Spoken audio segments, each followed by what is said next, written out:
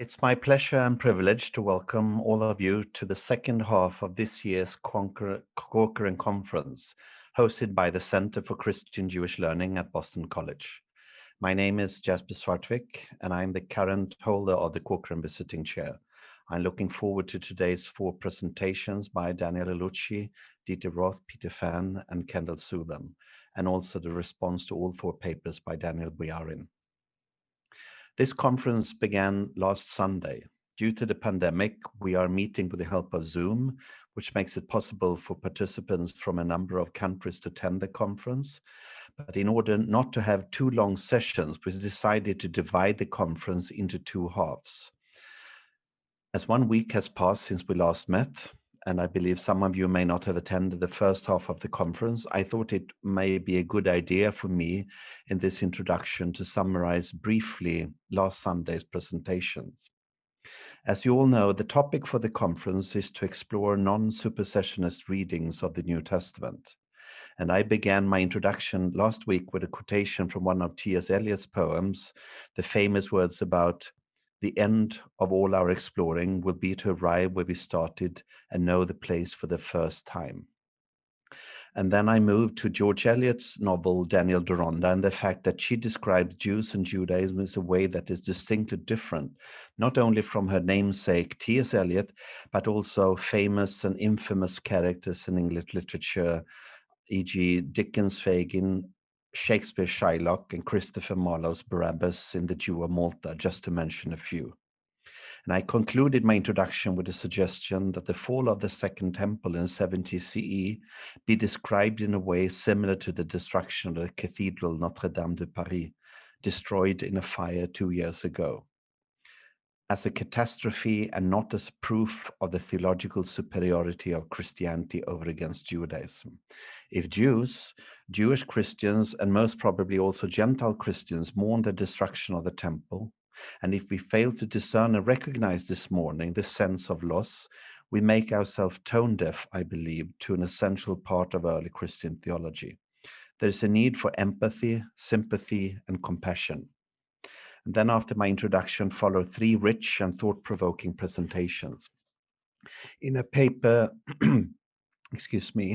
Wendy Farley explored the importance of radical compassion as the heart of the gospel, and the disastrous consequences of a habit of belittling others by drawing lines between ourselves and others, which has resulted in Christians far too often banishing Jews to, as she said, either irrelevance or hell. It is discouraging, she said, to see how often Christianity is on the wrong side of history, and what is lacking is compassion. Daniel Jocelyn Siemiatkowski explored non-supersessionist readings of the synoptic parable of the wicked tenants in the vineyard. He underlined the importance of Gentile Christians decentering themselves when interpreting the New Testament text. The Sitz im Leben for this parable too, as all the parables, is the inner Jewish disagreements, disputes, conflicts, and clashes that we find, for example, in the Qumran text and in the rabbinic literature. I'm reminded of Christer Stendahl's words about the watershed in his love story with the Bible, and he said, "It's not about me." Quote, "What an awakening. It was not about me, but it was teaching me about God's way of dealing with the world, with people, with tensions between people of different faiths." Unquote. And finally, in her paper, Mary Boyce explored the gifts of non-supersessionist theology. Supersessionism, she said, is necessarily apologetic, polemical, and it both misrepresents Judaism and misinterprets the Bible. And the key word in her presentation was transparency, in the sense, if I understood her correctly, that Christians have not laid bare the disastrous consequences of the deicide charge, antithetical theology, supersessionism. Hence, reception history must, to a much higher degree, be an ethical corrective when reading, interpreting, applying the biblical texts. Either in her presentation or in the Tischrede afterwards, I don't remember now, in the breakout room, Mary Boyce posed an interesting question, and she said, is there an even better terminology for this exploration, this endeavor of ours, to find a non-supersessionist theology, a post-supersessionist theology. And I invite all of you to think together with me and Mary about this. What should we call what we are doing today and what we did last week? I hope this brief summary to some degree may help us today as we start our conference. I very much look forward to today's 4 presentations. And I have a few practical information details here. First, the conference sessions will be recorded, available on the center's website and social media. We will email everyone the recordings once they are ready. Attendants are asked to stay muted. Everyone is welcome to use the chat feature to send greetings and share thoughts on the papers. During the discussion portion of each session, if you have a question for one of the speakers, please raise your hand using the Zoom raise hand feature, and the session chair will call on people to unmute themselves and ask their questions. Tech-related concerns can be directed in the chat to Sam. His display name is Tech Sam, and people can also send messages to Camille Markey, who is the meeting host. We will have a couple of breakout rooms for socializing and conversation during the conference break. And you're also welcome to stay in the main room during the break. We are sorry we can't provide in-person refreshments and hospitality. You're welcome to have your own refreshments. We will reopen these breakout rooms at the end of the day's session for people who would like to stay on and chat. And now, without further ado, I hand over this virtual podium of mine to Pheme Perkins, who will introduce our first 2 speakers. Welcome back, everybody. Some people may have trouble finding where to raise their hands. So sometimes it's reactions, sometimes it's participants. And if you're really stuck with a question, write it in chat. So we'll try to keep track of everybody, but it's a little tricky depending on what Zoom you have. I'm glad to see everybody back. We've got some more exciting papers today, and I'm going to introduce both speakers in our session at once, and then they'll be able to follow one another without any further ado or break between them. Our first speaker, Daniel Ullucci, did his work at Brown, is currently a visiting professor at Stonehill College in Easton, Mass, and produced a seminal monograph on the Christian rejection of animal sacrifice. He's also got interest in the cognitive psychology of ritual, in social networks in early Christianity, in the way in which ritual figures in later Platonist. But today he's going to introduce and kick off with a topic that is already mentioned last week: Supersessionism, sacrifices, and the destruction of the Second Temple. He will be followed by my colleague Dieter Roth, who did his doctorate in Edinburgh with a groundbreaking monograph on the text of Marcion's gospel, and then switched to the other side of Luke with a Habilitation Schrift in Mainz on the parables in Q. Today, he's going to take us back to this problem of supersessionist readings with one of the great supposed rejections of the Jewish God, Marcion, but also to a passage we often don't think of in supersessionist terms, namely the Transfiguration story. Dieter's paper is Transfiguring the Transfiguration, reading Luke 9:35, Adversus Marcionem. So Daniel, you're up at the plate. Good morning and afternoon, everyone. Thank you so much.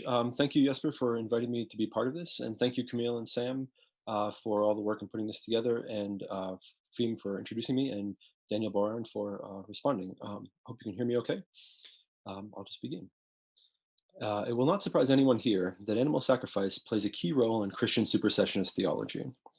This theology portrays animal sacrifice as a primitive and barbaric practice rightly swept away and replaced by the true sacrifice of Christ. The rejection of sacrifice became, for many Christians, essential proof of Christianity's superiority over so-called pagan religions. It is also a central part of Christian portrayals of Judaism as a religion of empty rituals.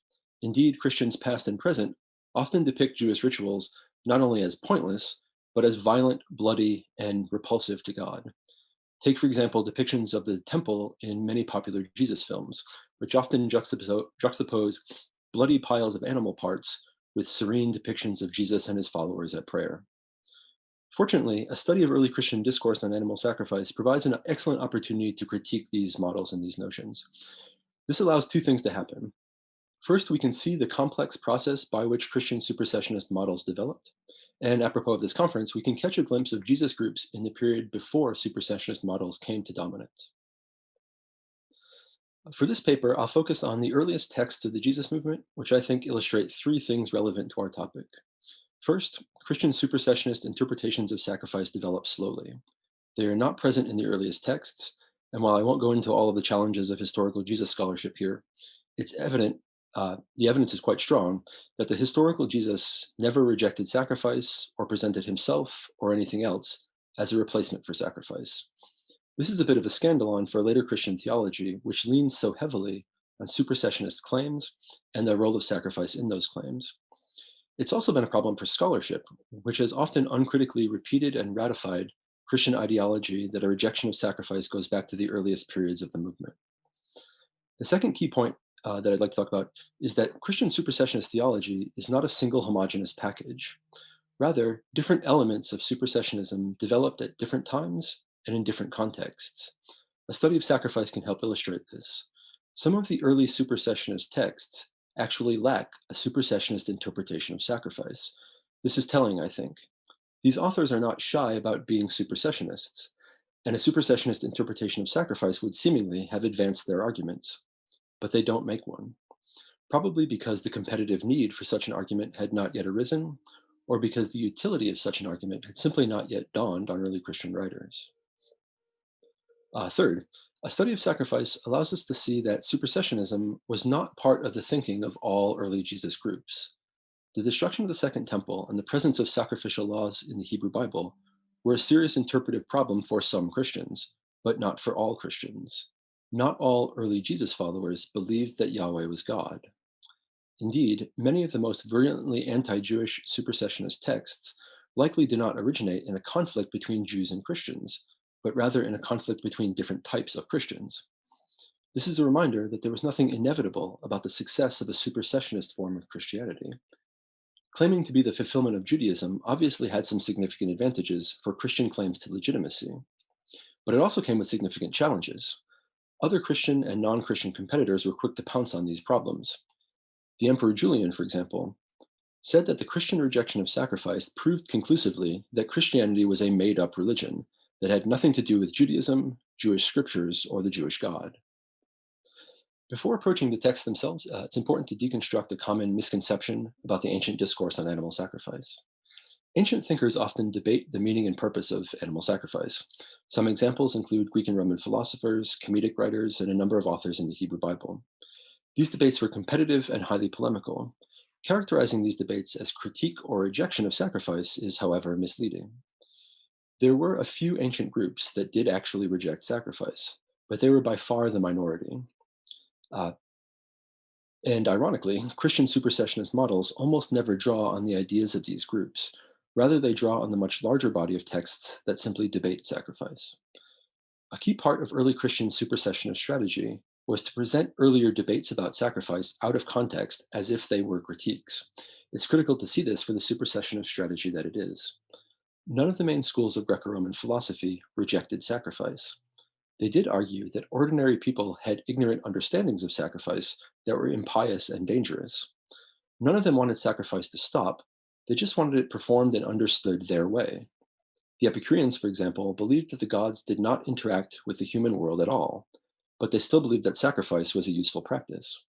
The Stoics claimed that the gods, as traditionally understood, did not even exist, but they too still supported sacrifice. Both of these groups could do this because they had their own ideas about what sacrifice did and why it was useful. The same is true of the Hebrew Bible. Numerous Hebrew Bible texts suggest that other things matter more, or at least as much as, sacrifice, things like morality, piety, and correct theology. This kind of discourse was common stock for Greek and Roman philosophers as well. When the author of Hosea has God say, quote, "I desire steadfast love, not sacrifice, the knowledge of God rather than burnt offerings," he's repeating a truism that almost any religious thinker in the ancient Mediterranean would have agreed to. He's not calling for the dissolution of the temple cult, and as many scholars have shown, none of the texts in the Hebrew Bible actually call for a cessation of sacrifice. They just argue that sacrifice has to be done right, that is, according to their own understandings. This is important context for early Christianity, I think. Christian theology has often presented the Christian rejection of sacrifice as the inevitable culmination of centuries of critique, but this is demonstrably untrue. There was no rising tide of critique of sacrifice which Christianity rode to an eventual rejection. The idea that there was such a rising tide is the invention of Christian writers of the 2nd and 3rd centuries, invented in service of their supersessionist ideology. Recognizing this is critical to see a pre-supersessionist early Christianity. I'll move now to the earliest data from the Jesus movements, and while we can't look at everything, I'll look at 3 sources that I think illustrate the 3 points just mentioned. Our earliest source, Paul, never rejects sacrifice to Yahweh. He rejects sacrifice to Greco-Roman gods, but this was a standard Jewish belief. There's nothing in Paul's letters to suggest that he rejected sacrifice to the Jewish God in Jerusalem. Paul does occasionally use sacrificial metaphors, but this is not surprising given the importance of animal sacrifice for both himself and his audience. Paul thus put his Gentile followers in an odd position. They were to cease sacrificing to their traditional gods, but Jerusalem was very far away. It's important to point out that Gentiles were perfectly welcome to enter specific parts of the Jerusalem temple and to offer sacrifice. The problem was simply that Paul's followers, in places like Corinth and Galatia, were unlikely to ever get to Jerusalem. They were non-sacrificers, but for purely practical reasons, not because they rejected sacrifice. This situation would not have been unusual for Paul. As a diaspora Jew himself, Paul certainly knew that many of his co-religionists were de facto non-sacrificers, simply because they could never afford to get to Jerusalem to do it. Paul does nothing to address this problem for his Gentile followers. While he draws some parallels between the Lord's Supper ritual and sacrifice, he never actually says that it replaces sacrifice because, of course, for him it didn't. The Jerusalem temple was still active, and its imminent destruction was likely completely unimaginable for Paul. Paul does not seem to know any tradition of Jesus speaking against the temple or prophesying its destruction. As many advocates for the new perspective on Paul have convincingly shown, Paul was not a supersessionist thinker. His views on sacrifice confirm that. For Paul, the problem was not sacrifice. The problem was Gentiles sacrificing to demons instead of the real God. But Paul thought that God was in the midst of fixing that problem. Indeed, he brags that God had given him a leading role in that work. The next extant text from the Jesus movement is likely the Gospel of Mark, written sometime soon after 70. This text provides a clear view of what we're looking for. The destruction of the Jerusalem temple is momentous for this author. Mark reinterpreted Jesus through the lens of the book of Daniel. He believed that the events of 70 were a clear indication of the coming eschaton, when Jesus would return on the clouds of heaven as the Son of Man, Daniel prophesied. The temple's destruction is everything for this author. However, Mark very tellingly says essentially nothing about what this event meant for animal sacrifice. It means the end of the world as we know it, but a rejection of sacrifice plays no role in that drama. For Mark, the destruction of the temple is about what is wrong with the world, which God is about to fix, not what's wrong with the temple or sacrifice. Mark imagines Jesus living and moving in a world of animal sacrifice. When Jesus cures a man with a skin condition in chapter 1, he tells the man to go and, quote, offer what Moses commanded for your cleansing. The thing Moses commanded is, of course, animal sacrifice in Leviticus 14.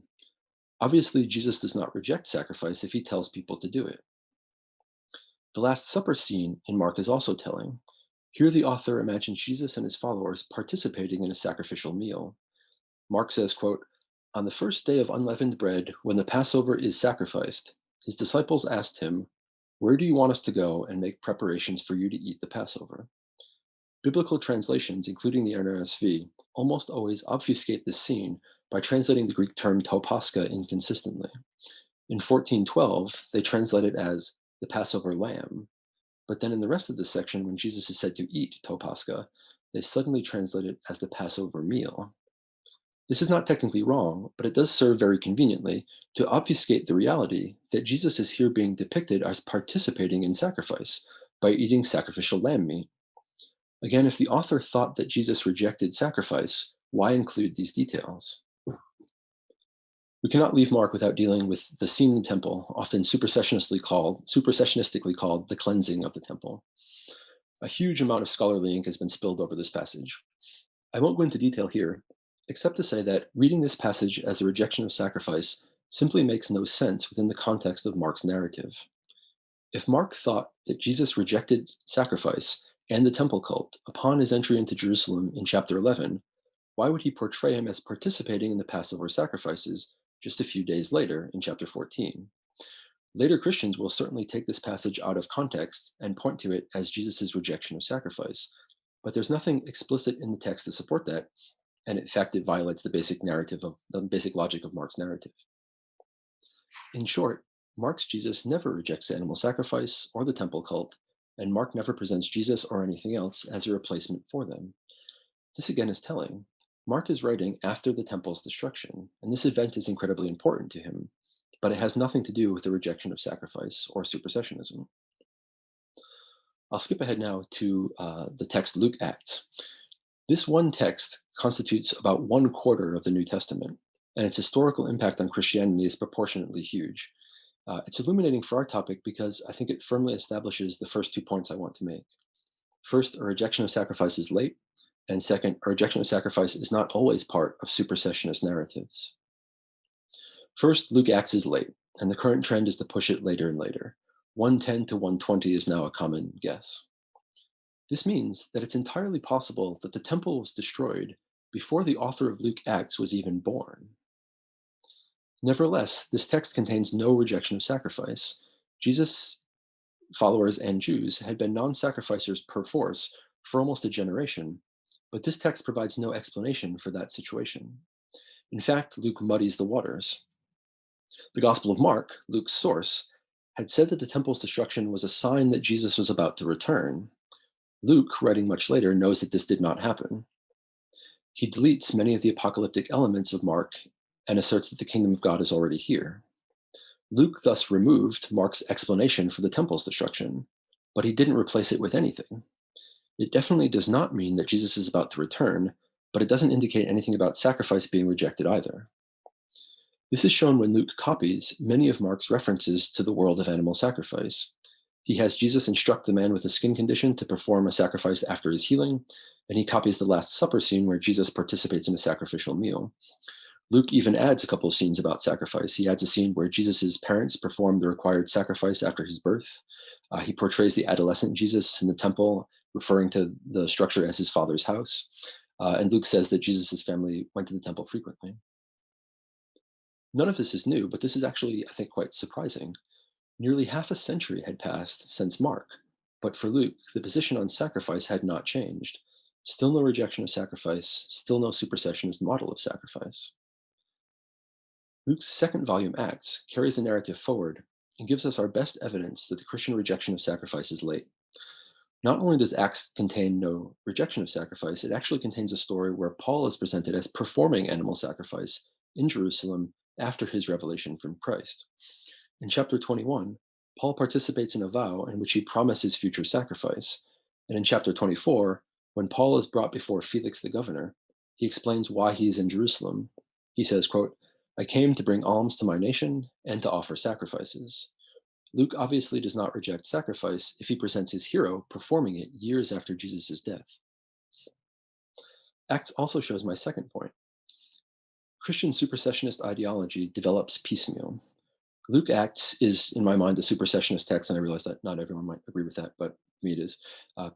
It's not nearly as aggressive as many later texts, but it still presents Christianity as the culmination of the Hebrew Bible and the successor to Judaism. This is most clear, I think, in Stephen's speech in Acts 6 and 7. Animal sacrifice, however, has no role in this supersessionist narrative, nor does the temple's destruction. Stephen does accuse his Jewish persecutors of ignorantly believing that God lived in the temple in sort of anthropomorphic way, but this was common polemic at the time. This is not a rejection of sacrifice. And again, if Luke himself considered Stephen's speech a rejection of sacrifice, why depict Paul sacrificing later in the text? An examination of Paul, Mark, and Luke Acts thus gives us a window on Jesus' followers who did not have a supersessionist ideology of sacrifice. These sources are strong evidence that a rejection of sacrifice by Jesus' followers not only postdates the temple's destruction, it postdates it by perhaps half a century or more. Further, again, without getting fully embroiled in a historical Jesus debate, given what we have just seen, it is exceedingly implausible that the historical Jesus rejected sacrifice or presented himself or anything else as a replacement for sacrifice. This element of Christian theology is late. When we do see this theology develop, the way it develops is illuminating. It's spasmodic, with different authors presenting different, often completely incompatible answers to the question of why Christians don't sacrifice. We don't have time for a full analysis, but I'll try to point to a few texts that I think illustrate what we're talking about. The earliest text to explicitly critique, the earliest Christian text to explicitly critique sacrifice is probably the letter to the Hebrews. Its date is uncertain, but probably end of the 1st century, beginning of the 2nd. Hebrews argues that Jesus was a super high priest who performed the perfect sacrifice that replaced and rendered nugatory all other priests and sacrifices. Note that Hebrews is roughly contemporary with Luke Acts, but the author of Luke Acts obviously would not agree with this position. He imagined that Paul was still sacrificing years after Jesus' supposed once-for-all sacrifice. We see similar disparities in other texts. For example, the Epistle of Barnabas, written early to mid-2nd century, argues that Yahweh never actually wanted animal sacrifice. The sacrificial laws in the Hebrew Bible, this author claims, were intended to be allegories. The Jews were never supposed to actually build a temple and actually make sacrifices. The whole temple cult is a case of mistakenly overly literal reading. Justin Martyr, writing about the same time, on the other hand, argued that Yahweh gave the Jews the temple cult as a stopgap measure to keep them occupied in the interim before the coming of Jesus. Justin claims that the Jews were habitual apostates. The temple cult kept them busy and prevented them from worshiping idols, but once Jesus had arrived, it no longer had any purpose. Notice that the positions of Barnabas and Justin are directly contradictory, and neither of them fit particularly well with Hebrews. We could keep going and give many more examples here, but the pattern would be the same. There is no single coherent position on sacrifice in early Christian texts. Rather, there are different divergent positions. This makes sense if we imagine that each of these authors was working out their view of sacrifice in their own particular competitive context. The one thing that unites them is that each of these authors has to deal with the problem of why God demands sacrifice in the Bible and why the temple once stood, but also why it was destroyed. The Christian supersessionist identity demands an explanation to these questions. It's important to put this problem in perspective by recognizing that not all early Christians had to deal with this problem. If you think that the Jewish God is God, and you think that the Hebrew Bible is the Word of God, then you have this problem. Many early Christians, however, did not think these things. Many early Christians believed that the Jewish God was in fact an evil creator who had nothing to do with the Christian God. Just for the sake of time, I'll point to the work of Karen King, who's analyzed these other forms of Christianity and their positions on sacrifice. The problem of how to explain sacrifice and the temple's destruction arises as a direct result of a specific set of Christian supersessionist ideas. Analyzing Christian positions on sacrifice, I hope, allows us to see how and when this happened. As a final reflection, recognizing that supersessionism and a rejection of sacrifice don't necessarily need to go together allows us to speculate on what would have happened if the temple had not been destroyed in 70, or if it had been swiftly rebuilt, as many had hoped. It's likely that Christians would have gone on sacrificing in Jerusalem, but this does not necessarily mean that Christianity would have become non-supersessionist. The two things don't need to go together. Neither a rejection of sacrifice nor supersessionism were in any way inevitable or fundamental to Christianity. They were rather core elements of the ideology of the form of Christianity that happened to come to dominance in the 4th century. Thank you. Thank you, Daniel. And without further ado, Dieter, when you unmute yourself.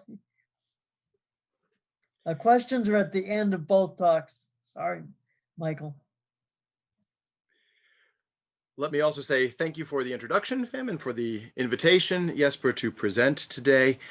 And in the spirit of this conference, my brief paper today takes up the concluding words spoken by the voice from the cloud at the end of the so-called Transfiguration as found in Luke. This is my son, my chosen one. Listen to him. Autu akuete. Luke 9:35. Though one finds variant wording in the parallel passages in Mark and Matthew, all three synoptic gospels highlight the fact that the voice admonishes the hearers to listen to the Son.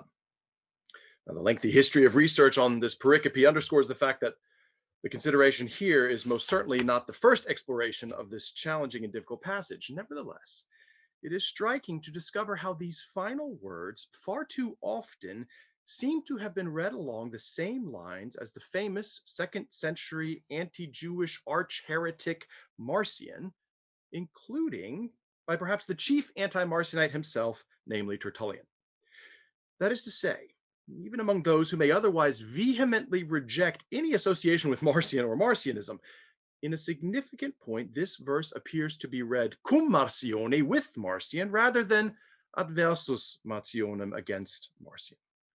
For this reason, the ensuing discussion seeks to arrive anew at a point prior to Marcion's interpretation of the conclusion to the Transfiguration, which, even if not resulting in knowing the verse for the first time, may at least contribute to transfiguring supersessionist readings sharing a reading with Marcion. Now, in his highly polemical work, Adversus Marcionem, Tertullian devotes Book 4 to interacting with Marcion's gospel in order to demonstrate not only that it is adulterated, but also that even Marcion's own text does not ultimately support Marcion's position. Along the way, however, one discovers that, as Judith Liu has rightly observed, quote, Tertullian's Marcion is not just an amender or mutilator of the gospel text, but a persistent reader and interpreter of it, end quote. Now, bearing these points in mind, we can turn our attention to Tertullian's discussion of the Transfiguration account. Now, in the discussion of this pericope in Adversus Marcionem 4:22, it's interesting to note that Tertullian actually began his comments with a reference to Marcion's interpretation of the passage's conclusion. He writes, in my translation, and for this especially you have reason to be embarrassed, speaking to Marcion, that when he, that is Jesus, withdraws to the mountain, you permit him to be seen with Moses and Elijah, though he had come as their destroyer. Now, referring to Marcion's interpretation, quote, this, of course, is what the voice from heaven wished to be understood as the meaning of, this is my beloved son, listen to him, i.e., not Moses or Elijah any longer. Thus, before discussing any of the specifics of the Transfiguration, Tertullian offered the basic element operative in Marcion's interpretation of the scene's conclusion, namely, again, as Liu noted, quote, for Marcion, the divine words listen to him, carried as a corollary, and not to them. Therefore, for Marcion, one is to listen to Jesus, the Christ of a previously unknown God, instead of Moses and Elijah, the messengers of the Creator God. An additional point worth noting is that another reference to these words in Luke 9:35 occurs in Tertullian's discussion of Luke 16:19-31, a passage further underscoring the connection of Marcion's interpretation to his dualism. Now, of course, the issue arising here is that in this parable of Dives and Lazarus, Abraham replies to the tormented rich man's petition to warn his brothers of the fate that awaits them with the words, they have Moses and the prophets. Let them listen to them. Luke 16:29. Now, according to Tertullian, Marcion seized upon these words and observed, quote, our God's admonition from heaven commanded not to listen to Moses and the prophets, but to Christ. Listen to him. Marcion sees a contradiction. But the relevant point lies in considering how the contradiction between Luke 9:35 and 16:29 arises. Because on a purely formal level, listen to him, Jesus, Luke 9:35, does not contradict listen to Moses and the prophets, Luke 16:29, for it's logically possible to listen to all three, Jesus, Moses, and the prophets. It's only if Luke 9:35 is understood as also meaning do not listen to anyone else, including Moses and Elijah, that it contradicts the statement in Luke 16:29 to listen to Moses and the prophets. Now, as attention is now given to Tertullian's response to Marcion's interpretation, it's fascinating to observe how Tertullian apparently pursues a strategy requiring the navigation of both disagreeing with Marcion while at the same time agreeing with him. Now, Tertullian begins his refutation of Marcion in Adversus Marcionem 422:1 by drawing attention to a problem that he saw with Marcion's understanding of the significance of hunc audite, listen to him, concerning the presence of Moses and Elijah. Now, Tertullian presses the issue that the voice does reveal that one is to listen to Jesus and not to Moses and Elijah, nor to anyone else for that matter. Now, in order to make this point, however, Tertullian points out the voice itself would have been sufficient, and there would have been no need for Moses and Elijah to appear with Jesus. Furthermore, not only do these two figures appear with Jesus, but they appear with Jesus conversing with him in glory. According to Tertullian, if Marcion's dualistic perspective were correct, this is not how Moses and Elijah should have appeared. So why do Moses and Elijah appear with Jesus in this manner? For Tertullian, the answer is quite evidently so that Jesus can be shown to be the Creator's Christ. Notice, however, that Tertullian has agreed with Marcion that the voice from heaven reveals that one is to listen to Jesus instead of Moses and Elijah, even if he disagrees with an implication Marcion has drawn from his interpretation, namely that Jesus is not the Creator's Christ. In fact, a little later in his discussion, Tertullian explicitly states, therefore, even if there has been a transfer made of this hearing from Moses and Elijah to Christ, yet this is not from another God or to another Christ, but from the Creator to his Christ, according to the departure of the old covenant and the succession of the new. Tertullian believes that Moses and Elijah have been dismissed, dimittere, and have discharged, dispungere, their duty and office, but in such a way that Marcion has shown that Moses and Elijah share in the glory of Christ. The fundamental point is that both Marcion and Tertullian agree that one is not to listen to Moses and Elijah. The difference is that whereas Marcion sees the rejection of Moses and Elijah first and foremost within a dualistic framework, Tertullian sees the rejection of Moses and Elijah within a supersessionist framework. Now, Tertullian develops his thinking further when the argument circles back to Luke 9:35 in the parable in Adversus Marcionem 4:34-15. Tertullian's response to Marcion's above-quoted statement concerning our God's admonition not to listen to Moses and the prophets, but to Jesus, is striking. Tertullian states, merito, quite right. For by that time, the apostles already had heard Moses and the prophets sufficiently, they who had followed Christ, believing Moses and the prophets. Once again, Tertullian's discussion reveals the pursuit of a strategy for how he could disagree with Marcion while agreeing with him that the voice indicated that one should listen to Christ and not Moses and the prophets. And Tertullian essentially sought to make the issue a chronological one. Tertullian believed there to be a diversity of pronouncements, leading to some needing to listen to Moses and the prophets, namely those who had not yet believed, and others no longer needing to do so, like the apostles who had believed in Jesus. One wonders if Marcion, regardless of what he would have thought of this counter-argument in its entirety, would have been unable to suppress a sly smile if he had been able to read Tertullian's merito, quite right, concerning the heretic's understanding of the voice's words in Luke 9:35. Once again, the point is that Tertullian agrees with Marcion that listening to Jesus means not listening to Moses, Elijah, and the prophets, even if Tertullian disagrees with Marcion as to why this is the case. Although there are a plethora of issues that could be, and in fact have been discussed concerning Moses and Elijah in the Transfiguration account, I wish to draw attention to the fact that one discovers repeated presentations of Marcion's reading of the conclusion to this meeting between Jesus, law, and prophets. The Marcionite claim can be found, for instance, in Delbert Burkett's comment on the parallel element in Mark 9:7, when he states that in the Transfiguration account, quote, the divine voice then cites a third scriptural passage to which it did not refer at Jesus' baptism. Listen to him, the reference, of course, to Deuteronomy 18:15, with the implication instead of to Moses or Elijah, end quote. Similarly, Simon Lee, in his published doctoral dissertation, essentially restates Marcion's view, quote, God's voice at the Transfiguration further promotes the divine credentials of the Son's voice. It is not Moses and Elijah, but Jesus, who all should now listen to.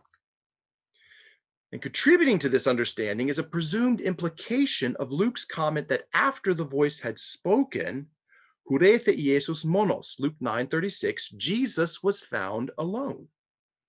Alfred Plummer, in his Luke commentary, who includes a specific reference to Tertullian, commented, quote, Peter had wished to make 3 tabernacles, as if Moses and Elijah were to be as abiding as Christ, but now the law and the prophets pass away, and Jesus is found alone.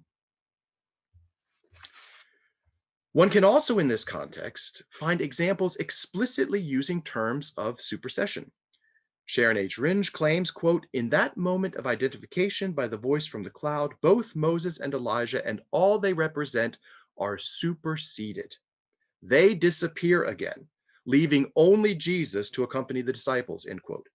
And Judith M. Schubert contends, quote, the divine decree sets the seal of divine approval upon Jesus and emphasizes his authority. It verifies that God's choice of Jesus as the chosen one supersedes both Moses and Elijah. Subsequently, Moses and Elijah can disappear, end quote. Now, though there is a long history of such Marcionite readings, there have also been those who have contended that Marcion's line of interpretation is not correct, even if they have not explicitly indicated that they are reading Adversus Marcionem. In marked contrast to the perspectives presented above, John Nolland observes concerning Luke 9:35, quote, the point is not to hear Jesus rather than Moses and Elijah. The point is to hear what Jesus has been seeking to teach them, end quote. In particular, as William Manson puts it, the voice, quote, summons the disciples to lay to heart what Jesus says about his death, end quote. Ultimately, I would agree with David M. Miller's assessment, quote, the replacement of Moses by Jesus is therefore not in view in Luke's Transfiguration. The point is rather the necessity of hearing the Son, end quote. And yet, how is one to assess Miller's further assertion, quote, Jesus' superiority to Moses and Elijah is visually displayed when the lawgiver and prophet depart, leaving Jesus alone as the one who must now be heard, end quote. First of all, it should be pointed out that at least initially, it does not appear that in Luke, Jesus' superiority to Moses and Elijah is visually displayed because Luke has Moses and Elijah, like Jesus, appear in glory. Second, it should also be noted that in Luke, the attentive reader is not surprised at all that Jesus is left alone.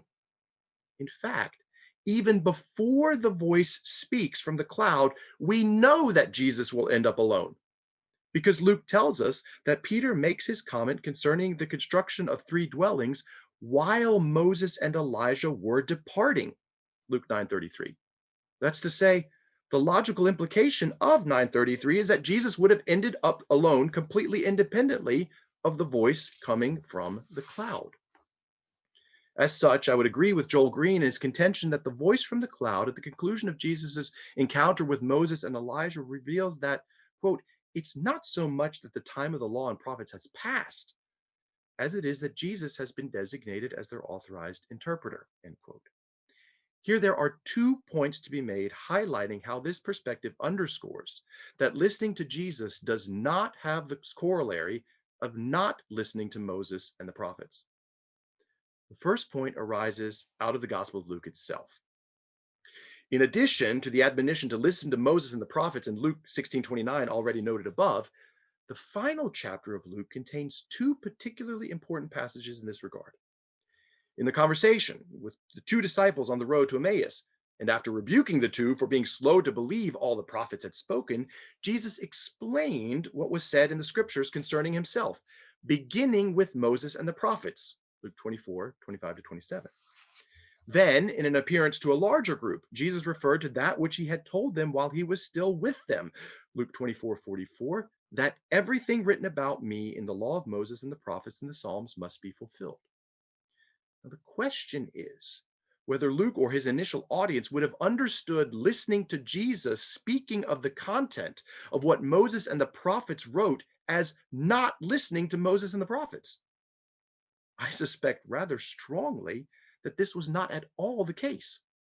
Rather, the understanding likely would have been that in listening to Jesus, one is listening to Moses and the prophets in the proper manner.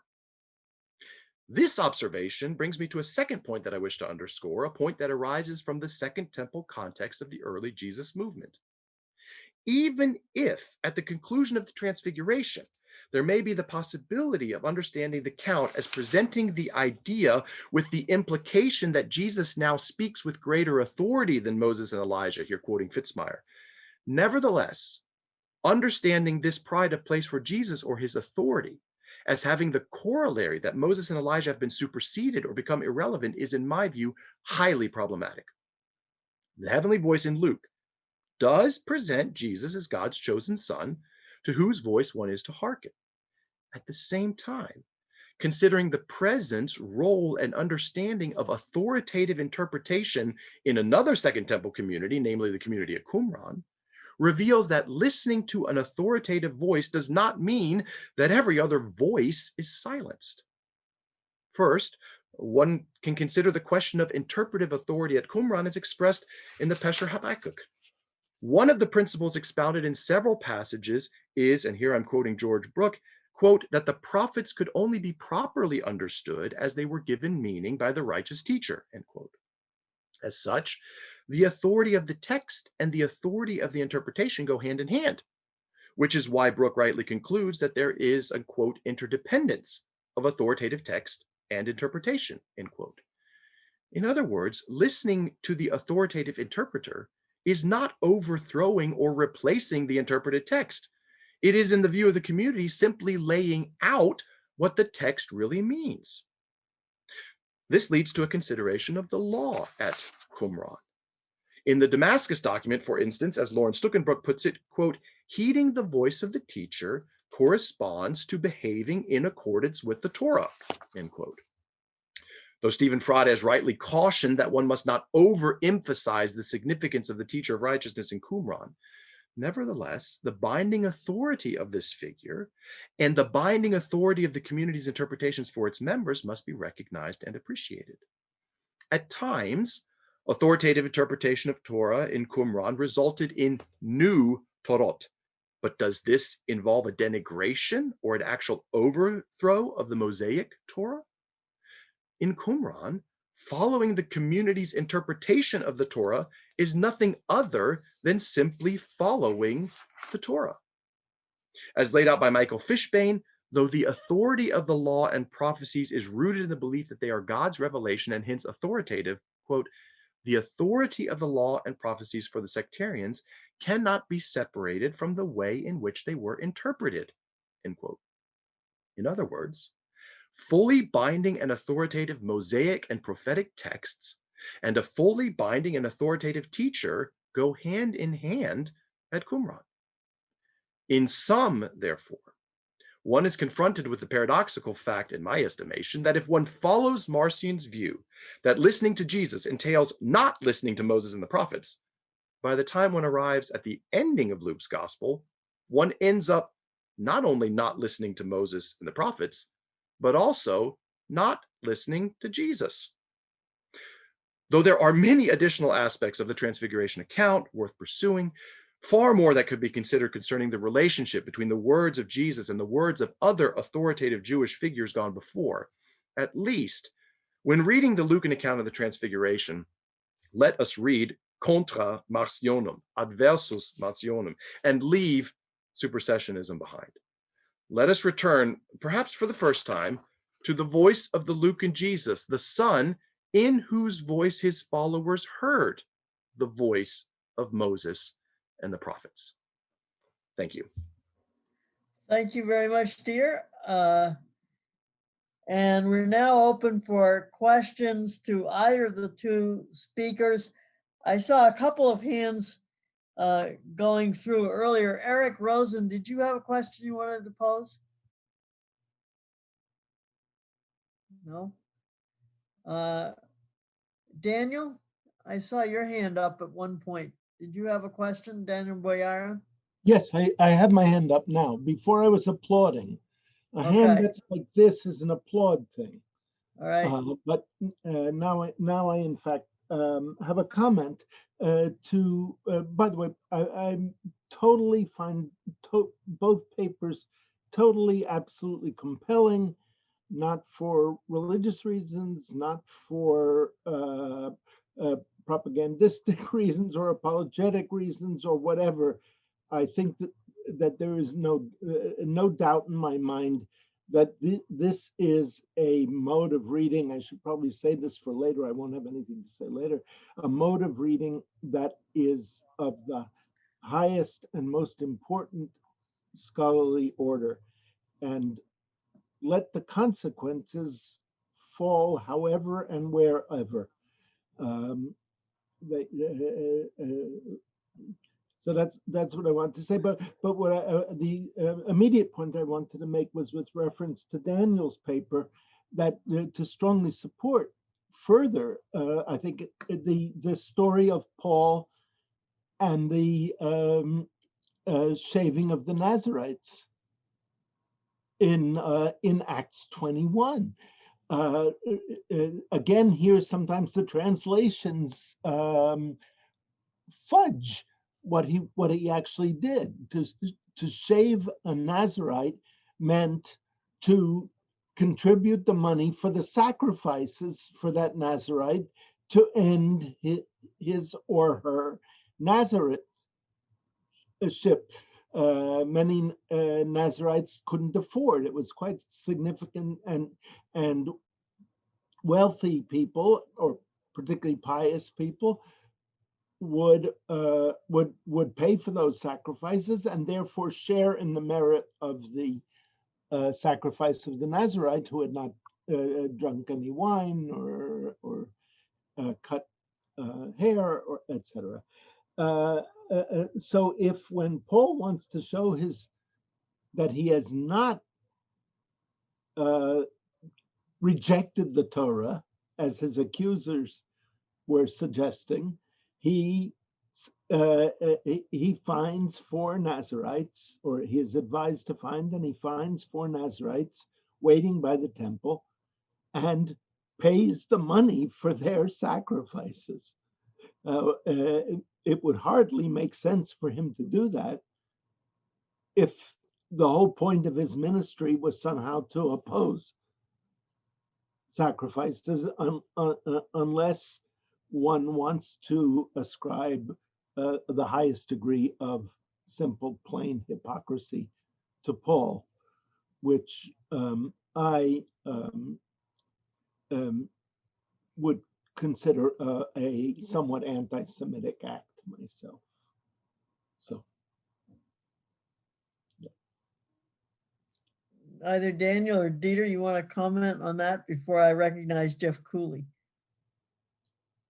Let me just say, yeah, thank you. I think that's exactly right. And to me, the point is even more significant, because I not everyone here probably dates Acts as late as I do. But if we imagine that the author of Acts he's very late, and he probably knows almost nothing about the real Paul, but he's still imagining Paul as a sacrificer long after the temple is long gone. I think you're absolutely right that just kills the idea that an anti-sacrificial supersessionist model is here in this text. It just can't be read that way. Okay, Jeff, you're up. Thank you both for your papers. They were just outstanding, as expected, as were last week's, by the way. I don't, for Dieter, I don't recall you mentioning this passage in Luke, but there's that post-resurrection scene in 24. In chapter 24, where he says, these are my words that I spoke with you while I was still with you, that everything written about me in the law of Moses and the prophets and the Psalms must be fulfilled, right? And then he goes on, and this really underscores kind of your whole argument. Then he opened their minds to understand the scriptures, and he said to them, thus it is written that the Messiah is to suffer and die, and so on and so forth. And so there you have exactly what you're saying, that it's not so much about rejecting the law and the prophets as much as it is about understanding a particular understanding of the teacher, in this case Jesus. For Dan, I'm just curious, and this is one thing that I've often struggled with, because I mean, it's very clear that it's always been clear to me that neither the prophets in the Jewish Bible nor do most of the New Testament authors reject the institution of sacrifice or its effectiveness. The question, though, that what I find with Paul and is that to a large degree, though certainly not entirely, because there are exceptions, the sacrificial cult in Jerusalem is an effective means of expiating sin, and so the question then becomes, if the temple cult is actually effective in this practice, by and large, with the exception of certain kinds of sins, which I guess you might be able to argue are nonetheless taken care of in Yom Kippur, then what's the purpose of Jesus, of the sacrifice of Jesus, right? The idea that this comes back again and again, Paul's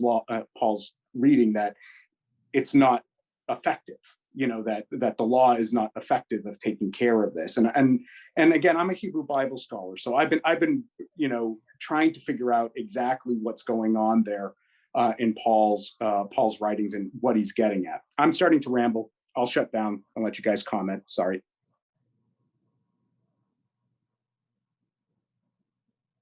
Daniel or Dieter, you want to help Jeff?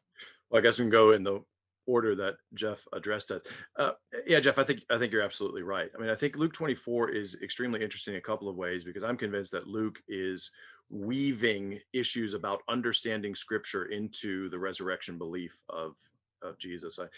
One of the interesting things that I've talked about in another publication is that in the conflict account with the Sadducees about the resurrection, in Mark and Matthew, the conclusion of that, Jesus says, "Do you not err because you don't know the power of God or the Scriptures?" Right? It's both of these, and Luke doesn't end it that way. In fact, there's no reference to this proper understanding of the Scriptures until Luke 24. And I think that's because Luke is connecting it with this experience, right? That's when your mind gets opened. That's when your heart gets opened.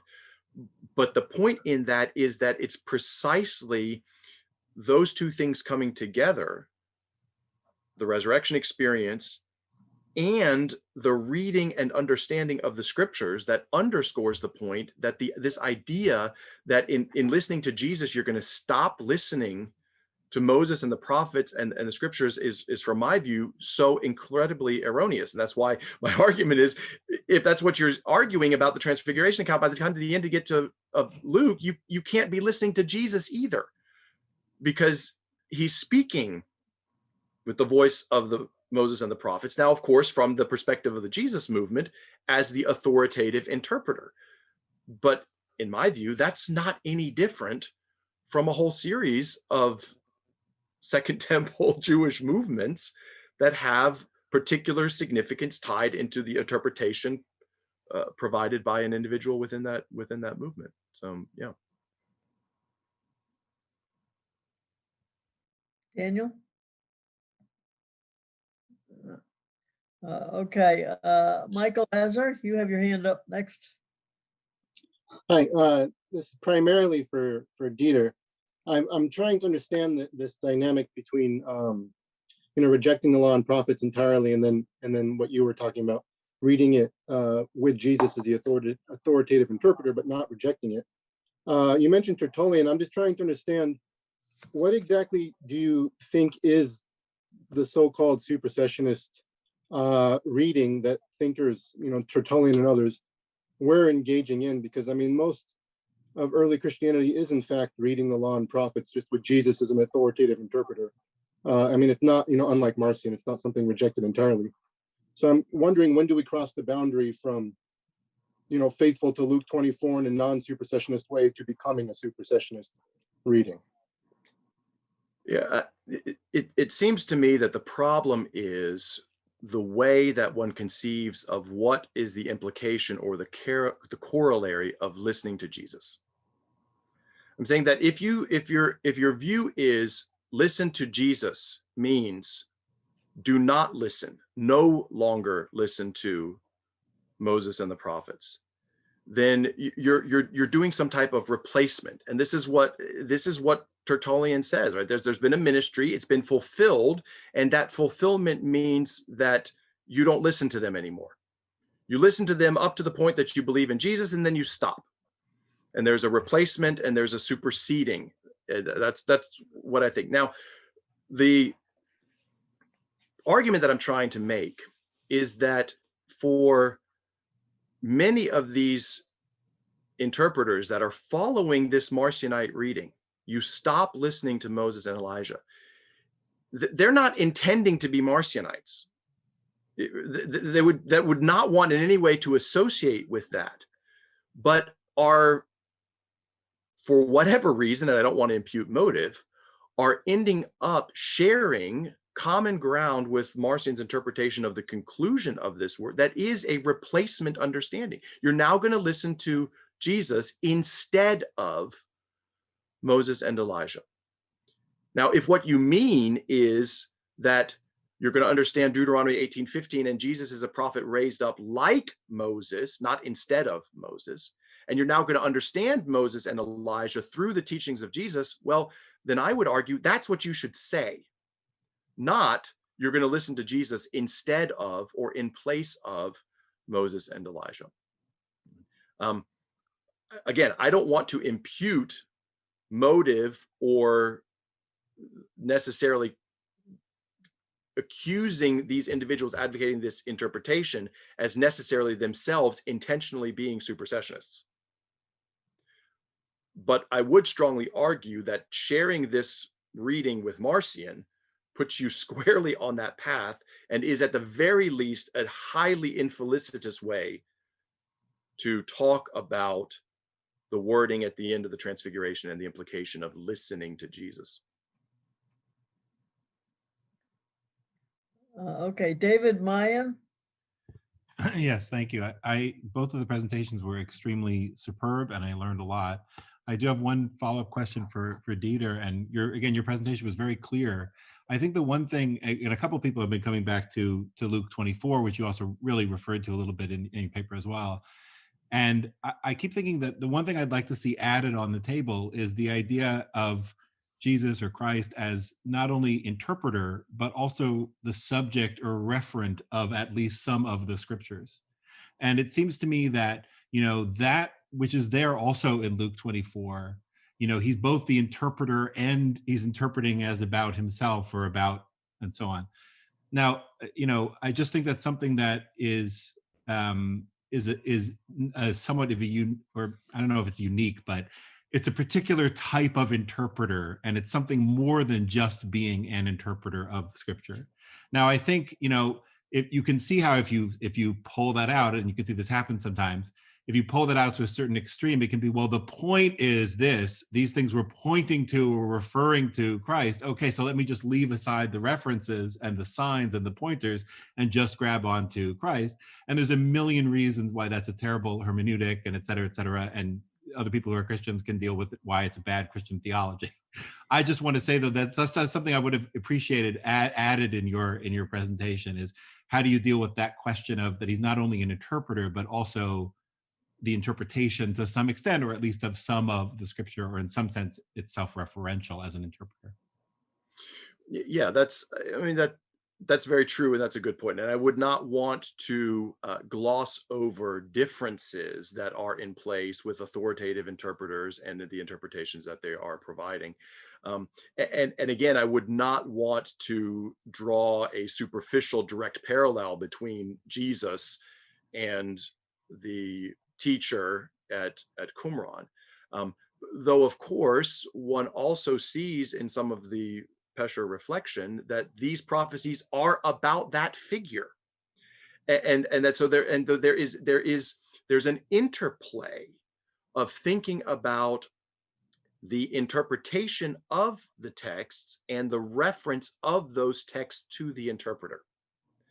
At least that much, again, without wanting to gloss over significant differences, there are at least points of contact of seeing these texts speaking about an authoritative interpreter whose authoritative interpretation is then the proper framework, the fulfillment, different nuances there of understanding these texts. The thing that I think doesn't happen is by virtue of seeing that authoritative figure or seeing the text that one is viewing as inspired text pointing to that interpreter, mean that listening to the interpreter means getting rid of everything else. That, I think, is the complete incorrect step and the wrong framework to be thinking about that interplay in those dynamics. Okay, Lawrence Edwards. Well, just to follow up on that, isn't it? I mean, Jesus is often read as sort of parallel to Torah. I mean, the way rabbis would read wisdom in Proverbs as Torah, Christian interpreters often read that as a reference to Jesus, right? So Jesus is the interpreter, and in that sense, the interpreted, as was just being said.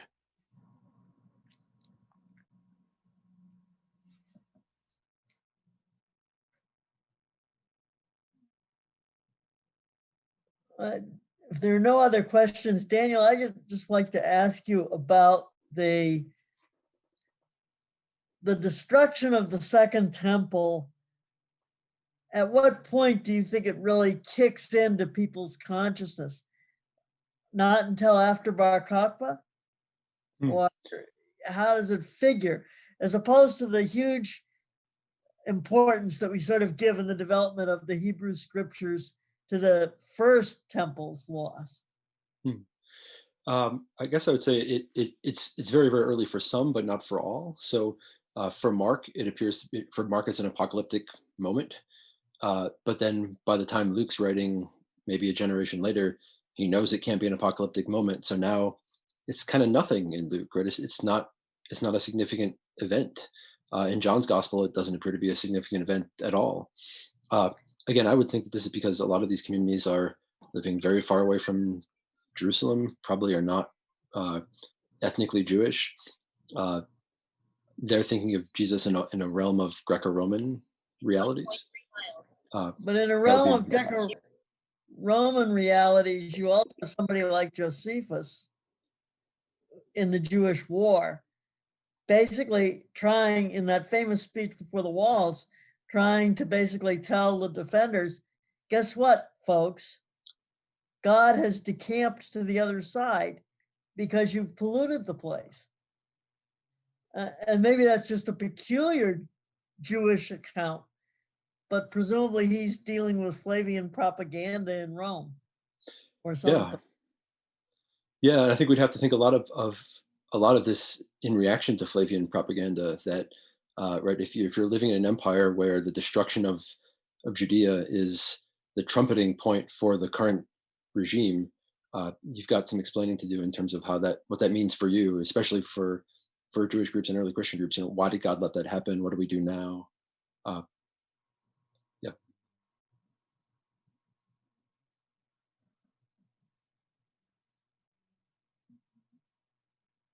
Other questions or comments? Camille, what's the state of our breakout rooms? I guess we can well, actually, Ruth has her hand raised. Oh, okay. I didn't see it. Sorry. Yeah, got to get the color so that it stands out better. Go back to the blue hand or something. I had a question that's sort of following up on something that Jeff Cooley raised, but is an issue which comes up for me regularly. It's a question for Daniel, really, which is that there seems to be an understanding, at least at a lay level, that I get back from my students all the time, that because Jesus' sacrifice atones for sins, that then was the key purpose of the Jerusalem temple, and that the loss of the sacrifices was devastating because of the loss of the ability to take care of sins, and forget about, or without any kind of knowledge about the covenant maintenance functions of the sacrifices, which were the daily function. So I was wondering whether your story could go a little bit further. I mean, how do we get to that understanding of Judaism among Christians?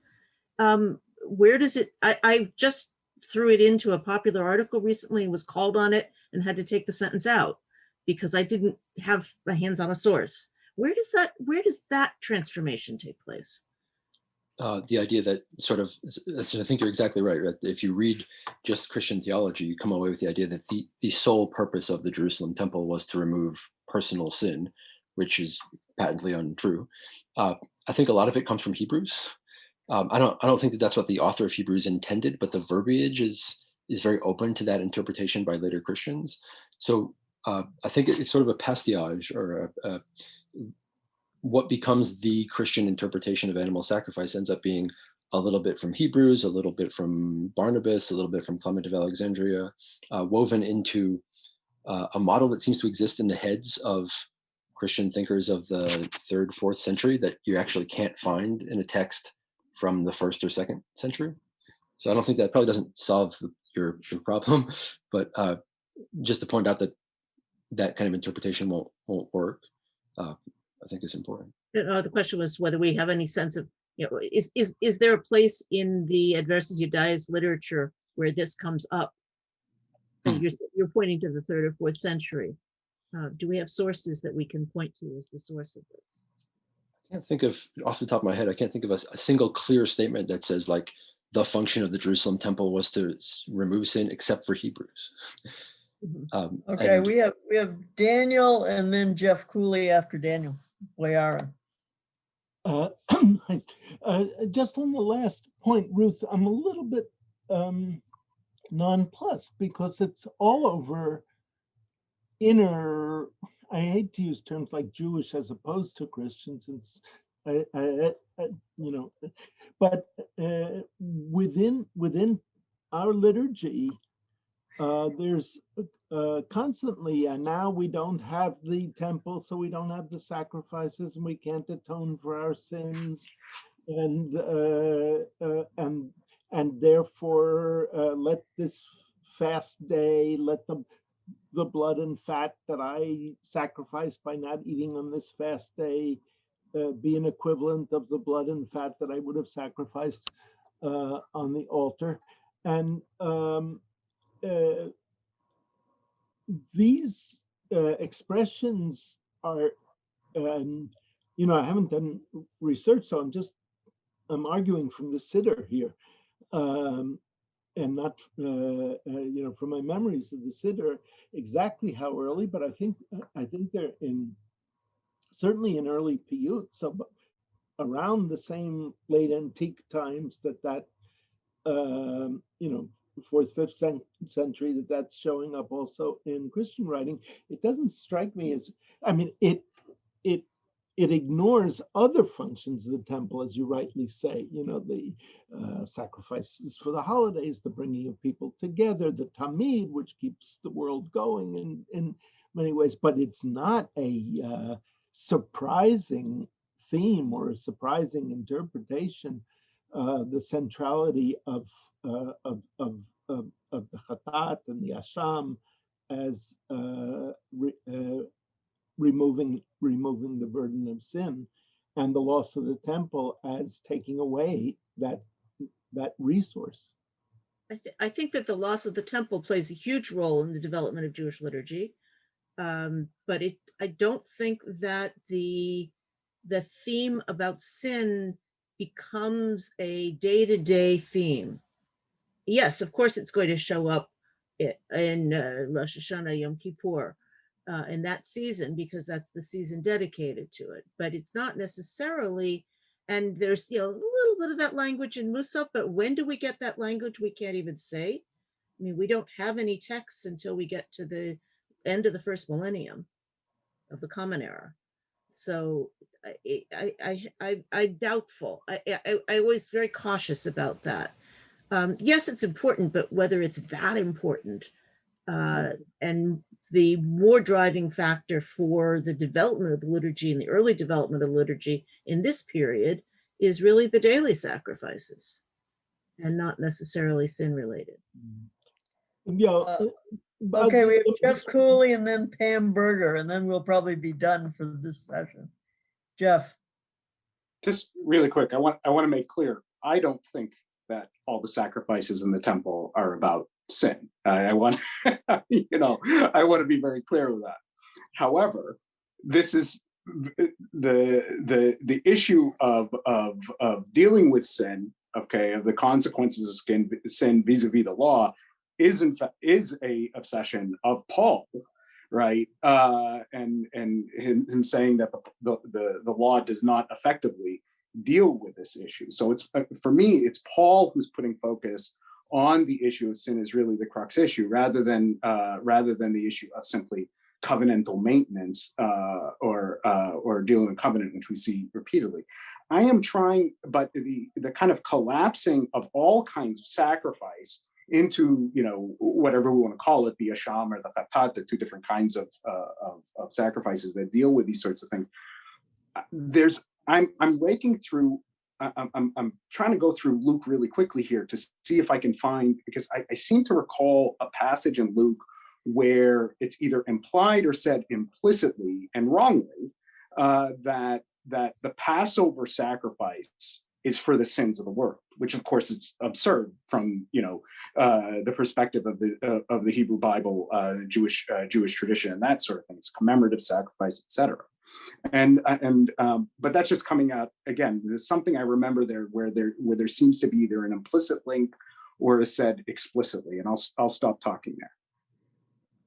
Okay, Pamela Berger, and then that will be the end for this session. We've run out. This is my question for Daniel Ullucci. Curtis Hutt makes the argument that the sacrifice continued when the synagogues, for instance, in the synagogues in the Galilee, through the 3rd, 4th, maybe even 5th century, that there was sort of a priestly class and that the whole thing with altar and animal. What do you think of that argument? I'm certainly not an expert in the area. Curtis was a colleague in grad school, actually.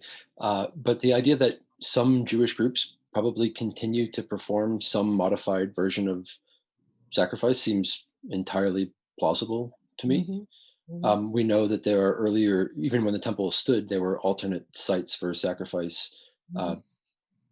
It seems very plausible to me that there are groups that are going to continue after. We should just, I know this is an aside, but Christian groups continue performing sacrifices to Jesus, Mary, saints throughout late antiquity to the present day. They wouldn't call them animal sacrifices, but that's, ritually it's the same thing. Yeah. Excellent paper, by the way. Thank you.